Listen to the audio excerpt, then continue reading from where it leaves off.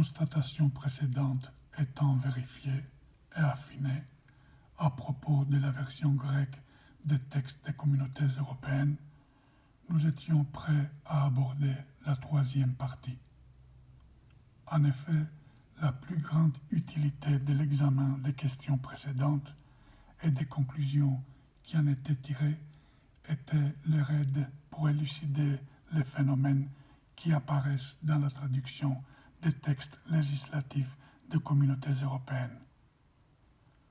Nous pensons avoir démontré que la traduction des textes législatifs des communautés européennes, et notamment à partir du français vers le grec, est un processus qui, tout en obéissant aux principes fondamentaux de la traduction en général et de la traduction juridique plus particulièrement, présente ses propres caractéristiques.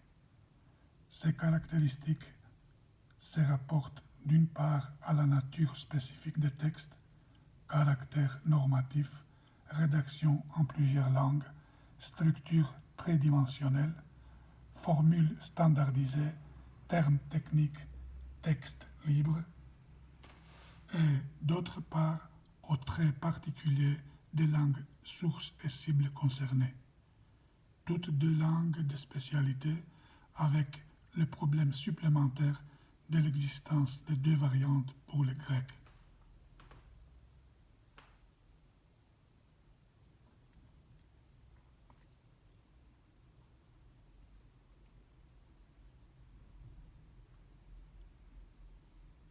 Ce processus se matérialise de trois manières distinctes qui sont le transcodage des formules standardisées, la transposition rigoureuse des termes techniques et l'interprétation du texte libre.